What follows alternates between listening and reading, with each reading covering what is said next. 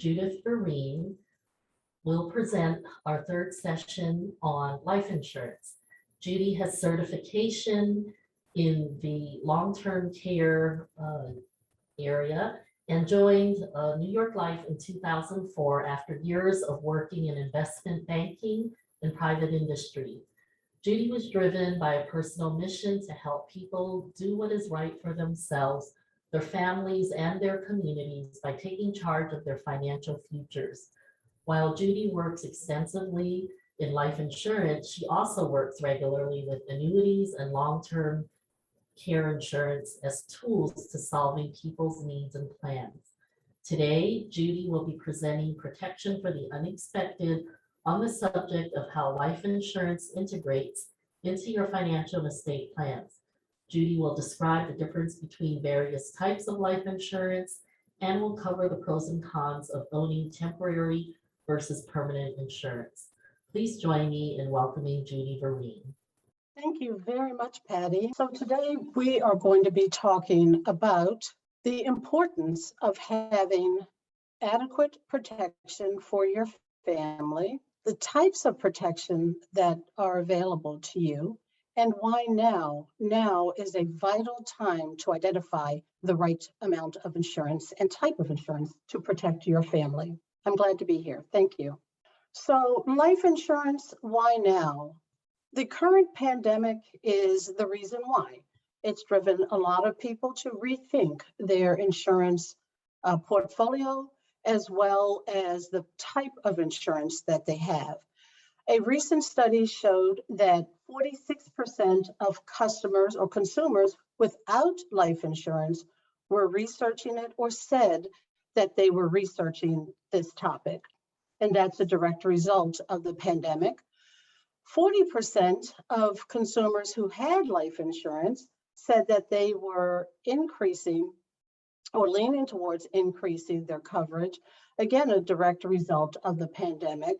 And 41 million people said that they had coverage, or did not have coverage, but were considering getting coverage.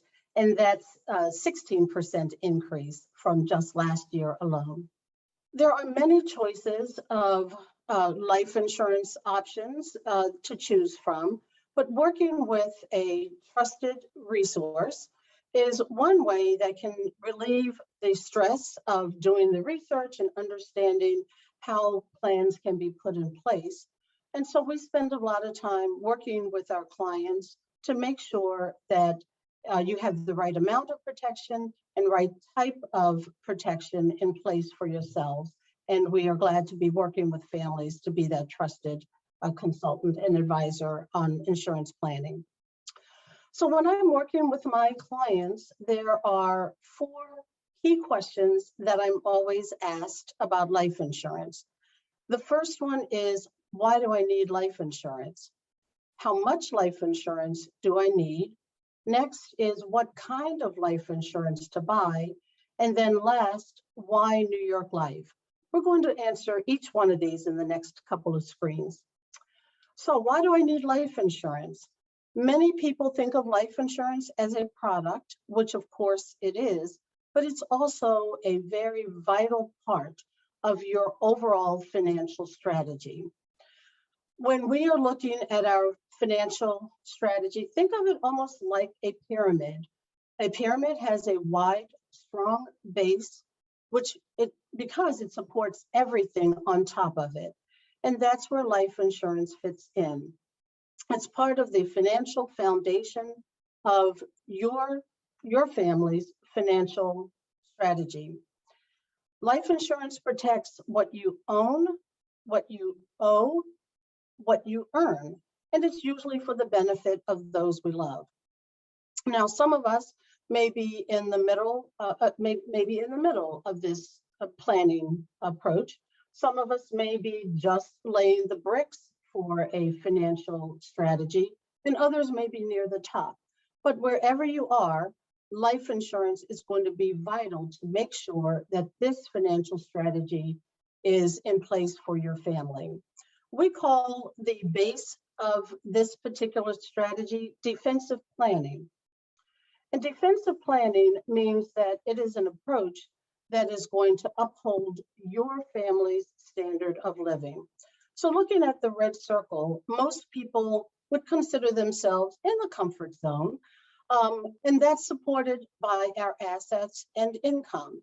Now, assets, of course, will grow over time as we work, and as those assets grow, of course, our standard of living is also supported by our income, which probably plays a lesser part, again, as we get older and perhaps move closer to retirement. However, what happens when that income stops abruptly? None of us want to think about losing a loved one or not being there for our family. And sometimes that's why people don't buy life insurance. But I like to think of it in another way, because I think that life insurance is a very affordable way to protect your family's standard of living. Obviously, without life insurance, that red circle will continue to go down this graph, and that's usually not a place where any of us want our families to be in the event of an unexpected loss of income. So the next question that we often get is, how much life insurance do I need? There are a few ways to calculate the life insurance need. So let's talk about one of the first approaches. That is a capital needs analysis. And I'm going to walk through the graph here because in this case, the breadwinner or one of the spouse or partners has an annual income of $125,000. And they want to leave 80% of that to support their family, again, to maintain their family's standard of living. So that would be $100,000. And then the expectation is that at a safe rate of return of 4%, they can safely invest those assets. So the result is that the survivor would need $2.5 million of investable assets earning 4% to live off the gain. So $2.5 million of investable assets to live comfortably, again, keeping that standard of living where it was expected and hopefully planned to be. We call this living off the gain. Another way to look at a life insurance need is calculating your future earnings value. Every day, every month, every year, we insure our cars and our homes. So let's think about that for a minute. If we had a total loss of our car, would we replace it with a rusty older car? Probably not. If you had a beautiful home, of course, that would be insured. But if you had a total loss of that home, would you live in a tent or some other uncomfortable arrangement for your family? Probably not. So the same really should be true for our life insurance. Our full earning potential should be insured. So again, we are providing our family with those resources when they need it most.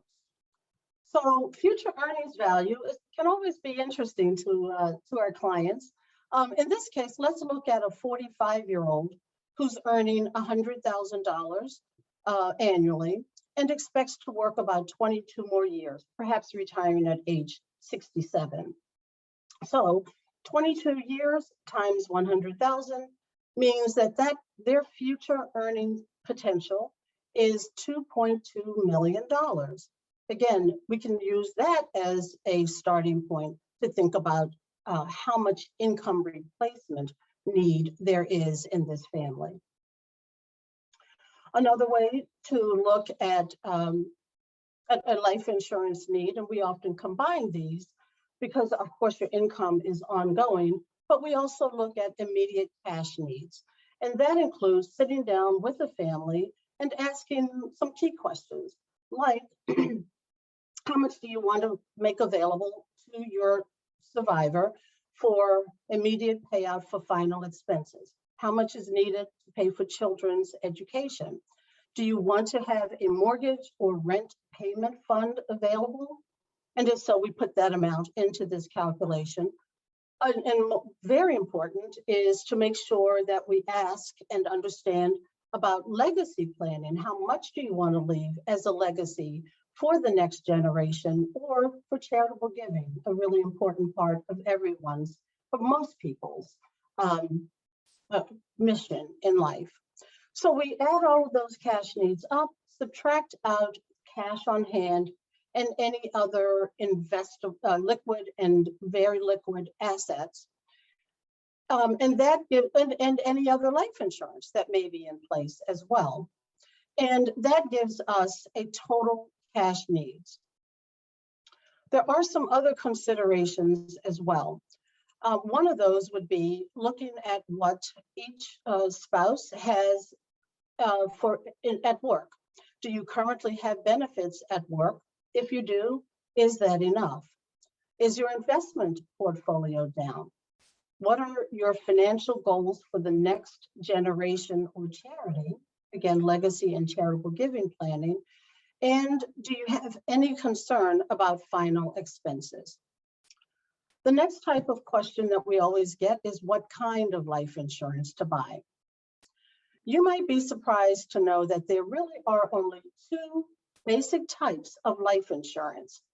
One being temporary term protection. Think of that as owning an apartment.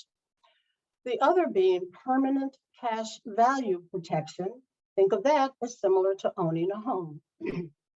So term insurance is designed to be in place for a limited period of time. If you die within that period of time, of course, a death benefit will be paid out tax-free to your family. It does not have any cash value, so therefore it can often be the most affordable type of insurance initially. On the other hand, a permanent cash value plan will start out a little bit more expensive than a term. Again, similar to owning a home, it does build cash value, and that cash value can be used for a wedding, retirement purposes, certainly, children's education. So that is a permanent cash value plan is the type of plan that you can use while you're living. These two basic types of insurance are unique. They have unique characteristics that complement each other and can be used together. One is not necessarily better than the other, but you have to understand how they work and make sure that the way they work is what works for your family. So they can certainly complement each other. Many of my term clients like the fact that they can rent to own, meaning that they can have a lower cost, a lower premium on a term policy if that's what makes it work for their family, but they have the opportunity to change it over or upgrade it to a permanent plan at some point in the future if they want to continue the life insurance beyond the period of time that they initially purchased it for. Of course, as we talked about earlier, any type of permanent plan does have a cash value to it, and we're going to talk a little bit more about that. So what kinds of life insurance to buy? Think about and consider term insurance. If that is what works in your budget, it does provide temporary protection. It's very affordable initially, and it can be upgraded to a permanent plan without any additional medical underwriting, as long as it's done within the parameters of the contract, which we won't go into now. But in general, a term policy can be converted to a permanent plan with no medical underwriting. And a term policy can be combined with other term policies so that you at least have the right amount of coverage for certain situations in your life. As children are growing up, as they enter college, as your mortgage is paid off, those are all thought of as temporary situations, and then we can find a temporary solution for that. A term policy can also be combined in a plan with a permanent solution so that you can have coverage throughout your whole lifetime. And again, this type of planning is all unique and can be customized to your family's needs. You might be surprised at the cost of term insurance. So looking at this chart, you can see that term insurance can be very cost effective. It probably costs less on a month-to-month basis than many of the other types of non-essential expenses that we all have on a monthly basis. Think about your cell phone bill. So these are rates for a $1 million 10-year level term policy for a man and a woman at these various ages. So we're going to look now at how life insurance premiums are developed. So on this chart, we're showing 2 term policies, and I'm going to talk about how the premiums are set. When you are applying for life insurance, you're going to be applying for a certain amount of insurance, and that pricing is going to be based on your age at the time that the policy is issued, as well as your mortality. And that means your risk of dying, and that's determined by an underwriter who evaluates your medical information, et cetera. So you'll see here that a fixed period term, similar to that 10-year term that I just mentioned, is that period of time is set for a certain amount of time. So in this case, a 10-year term, the premium stays the same for 10 years. But as you can see, it increases after that amount of time, and it ends at a certain time. So as you get older, the premiums go up. The other option that's here for a term policy is a yearly convertible term. That's even less expensive, but the premiums are designed to go up every year. So whether it's a fixed period term for 10 years, 15 years, or 20 years, or a yearly convertible term, again, initially the cost is very inexpensive, but you can see that the cost does increase over time. And then you have to ask yourself whether you can keep it, whether you can afford to keep it once those premiums go up, because they will go up. This is a graph of a permanent cash value plan, in particular a whole life plan in this case. The premiums will start out initially a little higher than a term policy, but you can see that the premiums are designed to never increase, and the coverage is designed to last for your whole lifetime. Now, with cash value accumulation, as well as the addition of dividends when they are declared, particularly by New York Life, in a New York Life whole life policy, those 2 factors can reduce the cost of a permanent plan. So over the long run, a permanent life insurance plan can be less expensive than a term, and it will last for your whole lifetime. Again, no right or wrong in either case, just understanding how each one works is really important. So what kind of life insurance to buy? There are some other types that I'm going to speak about here. A universal life policy is a form of permanent life insurance. So you will want to consider a universal life policy if you are okay with interest rate exposure. It can be funded to last your whole lifetime, and the premiums can be very affordable and flexible.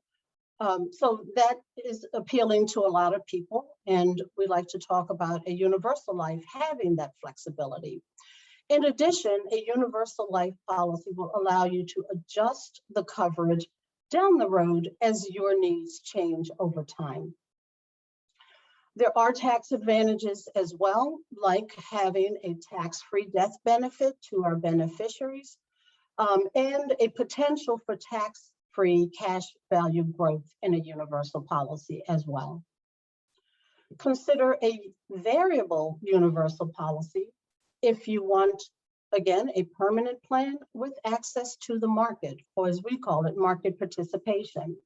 A variable universal plan can be in place for your whole lifetime, and it allows you to diversify your investments. So you would fill out an investor profile, And we would allow you to select from a wide variety of investment options that fit your investment and risk tolerance, and you would be able to participate in the market.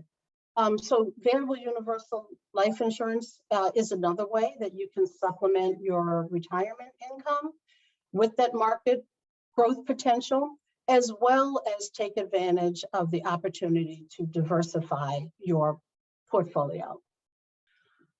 Obviously, we talked about this earlier, but whole life is another type of permanent life insurance protection. So you will want to consider a whole life policy if you're looking for guarantees. The premium is guaranteed never to go up. You have guaranteed protection for life and guaranteed cash value growth in the policy. When New York Life declares a dividend, there is an opportunity for additional growth in the policy through the application of those dividends as well, which help your policy grow. New York Life has paid a dividend continuously since 1865.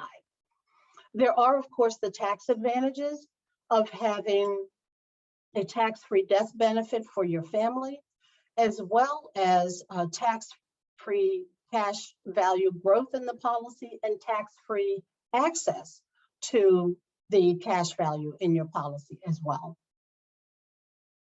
So think of whole life if you're looking for guarantees, if you want additional growth through dividends, and if you're looking for those tax advantages as well. Now, let's look at dividends a little bit closer. When New York Life declares a dividend, as they have for over 160 years, a whole life policy owner in particular has 4 options and ways that they can apply the dividends, can have the dividends applied to their policy. First being having them applied as what we call paid up additions. So that means the dividends go into the policy and earn more insurance. And that insurance is purchased through the dividends with no additional underwriting required. That death benefit or the additional life insurance has cash value as well. So that allows those dividends to help your policy continue to grow in terms of a death benefit as well as cash value growth. Dividends can also be used to pay a portion of your premiums. Dividends can be taken out as cash. You can use the cash in whatever way you want. Or dividends can be left on deposit with New York Life and just earn interest. Now, when you're thinking about loans, many of us will think about traditional financial institutions, but New York Life policy owners that have whole life policies with cash in them have an additional source of funding that they can consider. We call this approach bank on whole life. So why would someone use the values in a whole life policy? It could be for emergency funding, certainly children's education, a major purchase such as buying a new business or making an investment in an existing business. It could certainly be used to purchase a new home or for retirement income purposes. We just talked about some of the tax advantages of diversifying your retirement income. So let's talk a little bit and see in real life how this can work for a New York Life policy owner. So in this case, we have a policy owner or a person who has a need for $100,000 of retirement income. On the far left, the approach would be to get access to that $100,000 without tax diversification. So the need is for $100,000. It's withdrawn from a qualified plan like a 401k, a TSP, a 403b. Those are all qualified plans. All of it, 100% of it is taxable when it comes out of those plans. So $100,000 taxed at 22% leaves you with a tax bill of $22,000. In this situation, the person has $78,000 to spend after taxes. Let's look at another approach. That is applying a tax diversification strategy. So in this case, there's still a need for $100,000, but $50,000 comes out of that qualified plan, a 401k, a TSP, or 403b. $50,000 comes out. It's still all taxable. $50,000 is now taxed at 12%, which leaves a tax bill of $6,000. On the other hand, to get the other $50,000 for this goal, $50,000 is withdrawn from a cash value life insurance plan. It is not taxable, so there are zero taxes that are applied to that $50,000. This leaves this person with $94,000 to spend after taxes, just by using a tax diversification strategy. Now, we've talked about the retirement benefits and the tax benefits that are available to us as adults, but think about the children that you love and think about giving them the initial bricks that they need to set up and start their own financial foundations, going back to that pyramid that has that wide, strong foundation. Whole life policies on children can be an excellent gift for that child, starts them off on the right foot. It's a gift that will never wear out. It can never be outgrown. It's guaranteed to grow because they are guaranteed cash value growth in this policy, in whole life policies. It does not lose value, and it keeps on giving. So think about this as setting up the next generation and helping that younger generation to get started on their own financial strategies. The last question that I'm often asked is why New York Life? Now, you could go on the internet today and buy life insurance. You don't have to talk to anyone. You don't have to see anyone. There are many other insurance companies that are out there, financial services companies that are out there. But if you do that, particularly if you go online, how do you know that what you're getting is what your family needs? Is it the right plan? Everyone's situation is unique, so therefore your life insurance plan should reflect that. New York Life has been in business since 1845. It is the oldest mutual insurance company in the United States with billions of dollars in surplus. It's a mutual company. So what that means is that you can't go online on the stock exchange and buy shares in New York Life. In order to participate in the dividends, you have to own a participating policy from New York Life, like the whole life that we spoke about earlier. New York Life has continuously paid dividends for 160 years, and there are plans, products, and services in place so that a plan can be customized for you, for your particular family's needs. So that's what you want, is having a plan in place and a company that's going to be in place when you need it most and when your family needs it most. As a New York Life agent, we sit down with our clients and help them customize life insurance plans that meet their needs, their timeframes, their budgets, and the situations that they are dealing with. New York Life has the highest ratings of any life insurance company out there. Again, another point that just says that when your family needs New York Life, it will be there when they need it most. Thank you, Patty. I'm glad to take any questions. Thank you very much. Thank you very much, Judy. So we will now turn to our Q&A session, and we do have several questions. The first one is, when the beneficiary receives the life insurance funds, do they have to pay taxes? No, they do not have to pay taxes. Life insurance passes tax-free to our beneficiaries. And then can you please explain for the group, what is group term life insurance? And where does one buy group term, and what are the pros and cons of group term? Group term is the type of insurance that you will purchase or that you have through your job. So most employers offer group term. We actually put group term policies in place for employers as well. So I like to try to explain that group term is fine. It doesn't usually cost a lot. If all of you look at your paychecks, it's probably pennies on the dollar. They're not very expensive, but they are designed to be temporary coverage and in place while you are employed there. Once you leave employment, you cannot often take the group term coverage with you at the same cost. So that is something that you want to ask your benefits person about, or check your intranet in terms of whether it's available. But it's generally intended to be there while you're working at that particular company. And then another work-related insurance question. If you have optional accidental death and dismemberment insurance through your employer, does that factor into how much life insurance you quote unquote need?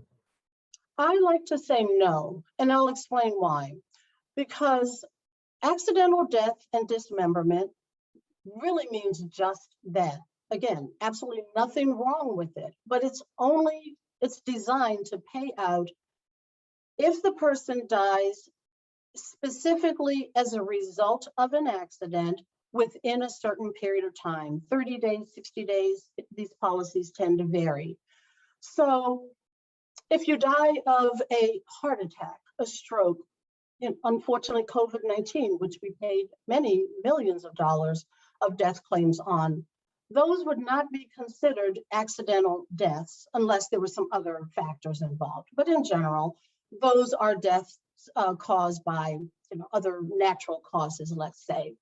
So I personally would not take the accidental death claim into consideration. It will pay out if your death is a direct result of an accident within the parameters of that particular policy. But other than that, I would not calculate it into the cash needs, but just know and let your family know, of course, that you have it, because we certainly have been paid many payments on accidental death and disability policies. Sometimes the beneficiaries don't even know that the policies are there. So that is important as well, to let your beneficiaries know what you have, where all your important papers are. Okay, great. And then the next question is, when you're considering estate planning, can you describe some reasons how or why a life insurance policy could be utilized in lieu of a long-term care policy? Well, certainly if you are doing estate planning, a life insurance policy is invaluable. We work with our advanced planning group all the time on estates, business owner cases, etc.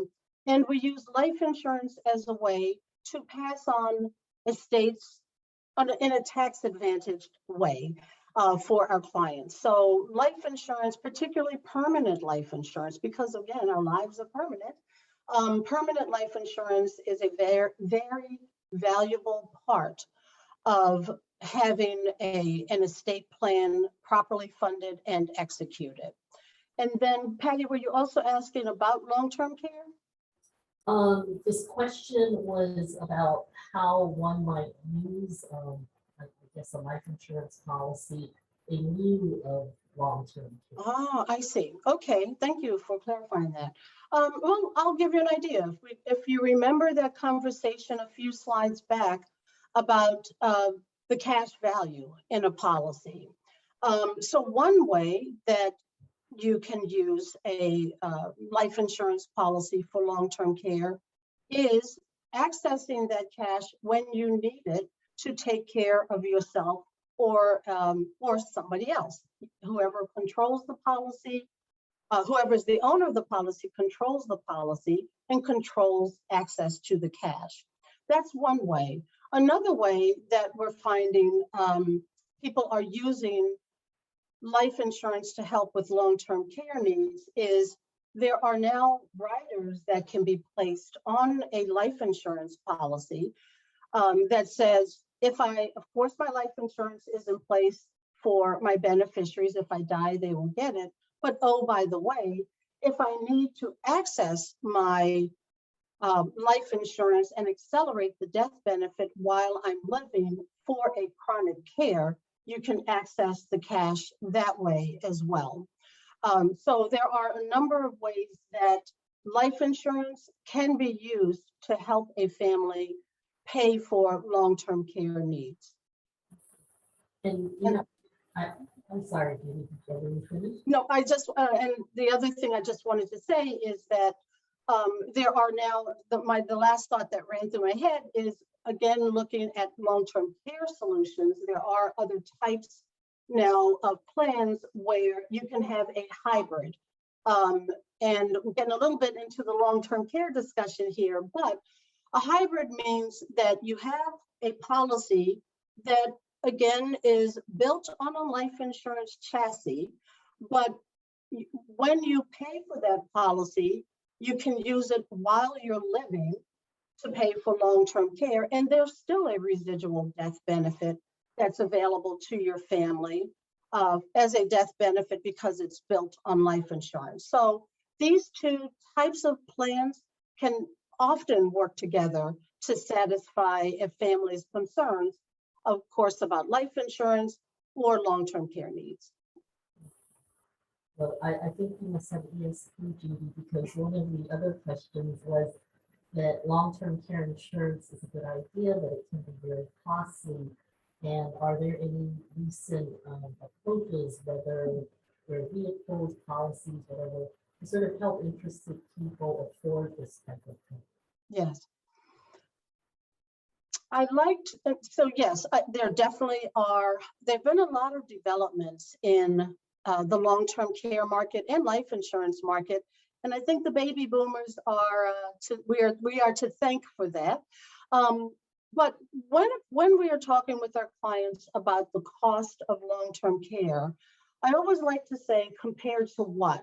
So if any of us had to go to a nursing home in this general area, we're probably going to pay $5,000, $6,000, $7,000. I went to a beautiful facility a few years ago in Washington, D.C. that was $12,000 a month. I mean, who can afford that? It can be a little bit crazy. But it was a very beautiful facility. So sometimes when we're thinking about long-term care needs, we have to think about we look at it very holistically. So what other sources of funds are going to be available to you? Do you have a pension? Do you have a 401k or one of those qualified plans that could perhaps be turned into income to help offset some of the cost? So there are a lot of ways to look at a long-term care need and then use a long-term care policy to fill in the gap, if you will.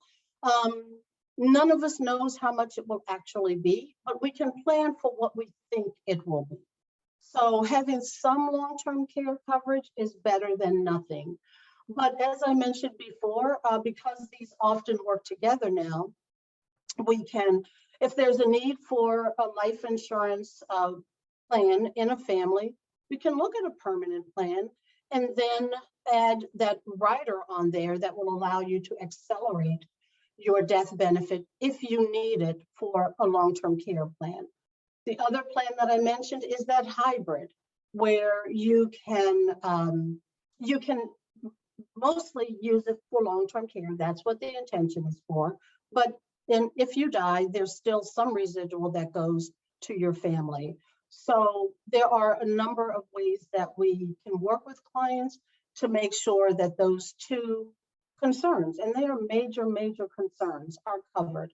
A long-term care is one way that everything that all of us have worked for can totally get wiped out. I've seen it, unfortunately, in my own family amongst some older relatives And I'm sure that many other people have as well. But those are the solutions that we work on to hopefully give everyone, our clients and customers, peace of mind. And one other question, which is a good one, is whole life and permanent insurance the same thing? It is. Whole life is a form of permanent insurance. So you have your term insurance, which is temporary. And then under that permanent umbrella, if you will, you do have whole life insurance, universal life, variable universal life. And then there's some variations in between, which I won't get into now. So absolutely, whole life is a form of permanent cash value life insurance. When we run illustrations now, our illustrations, even for an age 0 baby, which means a baby that's 2 weeks old, is age 121. Now, maybe an age 0 baby will make it to age 121. I'm not so sure about the rest of us, but it is intended to be in place for your whole life. And so it's really kind of exactly how it's described for the entire life. Your premium is guaranteed and the coverage is there.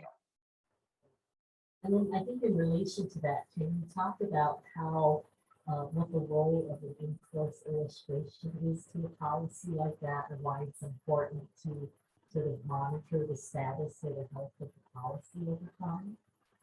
Were you asking about policy administration? Or the Inforce illustration? That Oh, yes, absolutely. It's really important to understand and review your Inforce illustration. An Inforce illustration is literally that. It's a snapshot. It's what we use when we are doing plans and annual reviews with our clients. It's a snapshot of what your policy will look like. So if you have a term policy, for example, we'll go back to that same 10-year term. It could be a 20-year term, whatever it is. You'll see that your annualized premium is going to stay the same for that period of time. After that, you're going to see the premiums go up every year, and you'll see that your policy ends at age 90. That's really, really important to understand about a term policy. Again, there's not a right or wrong. You just have to understand how it works. On the other hand, if you have an Inforce illustration for any of the other permanent plans, you'll be able to see how the policies are being funded. Do you have to add more in? Remember, I talked about on the universal and on the variable universal. Those have flexible premiums, and they may have to be adjusted over time. I won't go into the weeds on that right now, but an Inforce illustration will show you, based on your current funding level, how long is that coverage going to stay in place. You'll also be able to see the cash value accumulation, the guaranteed amount of cash in a whole life policy, as well as the projected non-guaranteed cash in the policy, which is based on current dividends that are paid by New York Life. So it's really important to understand and review your Inforce illustration, because if you can know where, you know how that overall plan is working for you, and make adjustments if you need to. And then can you briefly discuss disability insurance for those that are self-employed? You really, really, really need to get disability insurance. There are most people, and I'm trying to remember the statistic in my head because I just heard this, but I believe, since we were talking about that 45-year-old earlier, for people in their 40s and younger, I think, as I recall, the statistics show that you are more likely to die of a disability than to die from natural causes. I know these are sort of morbid topics, but it's important that we plan accordingly. So for someone who's self-employed, having a disability insurance in place, disability income policy in place for yourself is really important. Disability income is designed so that it pays a portion of your income. So if you make $100,000, it's not going to pay you $100,000 while you are recovering. it will more than likely pay, or whatever your income is, it's going to pay you about 60% of your income on average. Now, that can be used for, all the things that we use our regular income for, to pay your mortgage or your rent, utilities, etc. So it's really important to have an individual disability policy in place for yourself. There are also group term disability policies, short-term and long-term, that are in place as well, that can be put in place in a company. And of course, I can help with all of that. But disability insurance is really, really important. You want to think of that as an income replacement solution. And they are designed also to be temporary, unless there's a catastrophic disability, like, the loss of one of your limbs or something like that. But they are income replacement, which, as someone mentioned on a recent call, because we are disabled, the bills don't stop coming in. All of those bills that we get every day and every month are still going to come in. And that's where disability insurance and replacement insurance comes in to help your family. And then another question is it wise to have policies from two different companies? You can. When an insurance company is looking at you, that is actually one of the questions that's asked in any life insurance application. Do you have existing coverage? If you do, that's not a problem, because what an underwriter is looking at is how much you are already insured for, and whether, again, thinking about that question earlier about our income replacement, whether you are eligible for the additional insurance that you're requesting. So you certainly can have insurance with different companies. You can have more than one type of insurance with a company. And that's why I was speaking earlier about maybe even term insurance, and the fact that there can be different duration of term policies, as well as matching a term policy with a permanent policy, all designed to make sure that it's the right type and amount of protection for you. Okay. And then our last question is a little bit complex, but it is for people who do not have adequate estate planning in place, by putting their assets into trust with a 5-year look back, which is Medicaid, and end up spending down assets for long-term care. What is your position or strategy to buy life insurance as a vehicle to replace those potentially spent down funds in the event of long-term care needs? I think in that case, that's certainly a very specific case, and I'd be glad to speak with you one-on-one to understand a little bit more. But the reason why there is a 5-year look-back period for Medicaid, I actually just got off the line last week with someone in the Medicaid office regarding a specific policy owner. So the reason why there is a 5-year look-back period is because Medicaid, the way it's funded, it will pay for a long-term care need. Obviously, as many of us know, there is a limit on your assets and income to make you eligible for Medicaid. That 5-year look-back period is there to be in place to say, in the last 5 years, were you eligible? How much were you eligible for? So that's a determining factor. When you're looking at, so let me just be clear on that. So Medicaid will pay for a long-term care need for a person who meets those particular requirements. Now, if you're looking at, if you have a need for life insurance, that is certainly a vehicle that can help you pay for that. But I want to make sure I'm clear. When you're looking at a cash value life insurance plan, it's not like you put your money in that policy today and you're going to be getting it out tomorrow. You want to make sure that you're looking at cash value life insurance as a long-term accumulation vehicle. So it certainly could work for the person who's asking that question, but I think we'd have to know a little bit more about how all of these pieces fit together for you in order to make, a good recommendation. But it's certainly something that is worthy of further discussion. Thank you so much, Judy. I'm sorry that we really run out of time for the Q&A. Lots of lively discussion and questions. So we will be taking a short break and coming back at 1:45 with Elizabeth Green, who will be talking about planning for Medicare, Medicaid, and long-term care. Let's see, the other piece is that we will provide Judy's email address so that if you have a question that did not get answered or a question that's more specific to your own personal situation, she can answer you personally. So thank you very much, and we'll see you very soon. Thank you very much, Patty. Bye.